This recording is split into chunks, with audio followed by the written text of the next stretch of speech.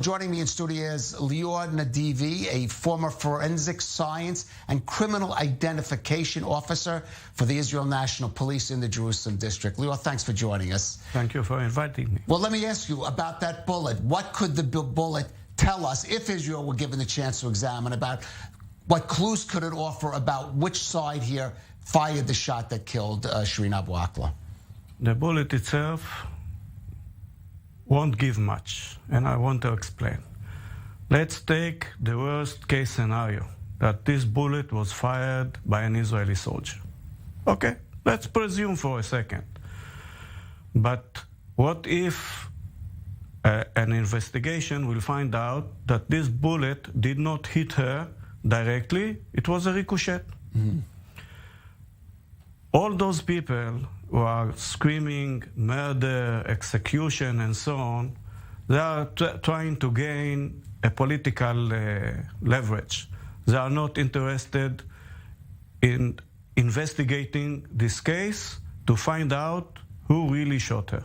They are not interested. The bullet itself, I understood that it's from a 5.56 millimeter caliber.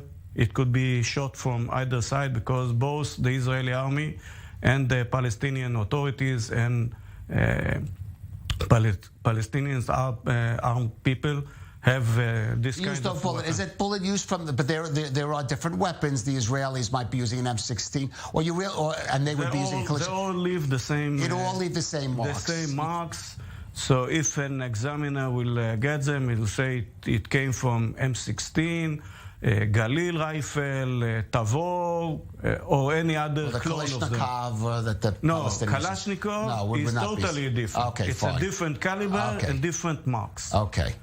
So right now, if indeed it's a 5.56, we are still in the fog.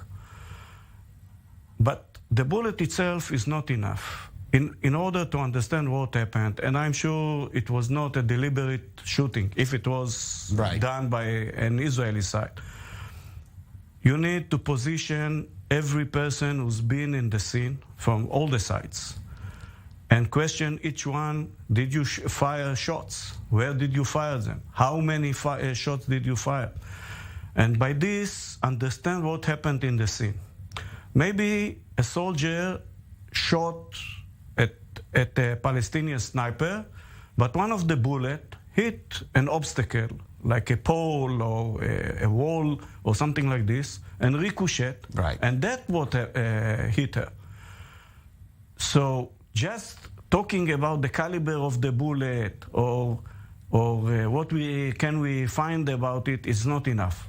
We need to see the shape of it. Is it a whole bullet or fragmented bullet or distorted bullet? Because each of these things can tell us more about the situation. So the bullet itself is only one piece of the puzzle, and we are missing a lot. You would have to do a thorough sort of reenactment of the scene and the crime, which is not going to be possible without, for example, the cooperation of the Palestinian militants who are on the other side there. In their. Because if police force will enter the scene to investigate it, crime scene unit, they will be probably shot at also. So. All Israel can do is investigate each side. The Israeli soldiers, understood it was soldiers of an elite unit. So these guys, they don't tell lies. When they are asked, each of them will say, I fired 2 or 3 shots in this direction. Why did you shoot? I saw a figure, I saw an armed person, and so on. So you can get the picture from our side.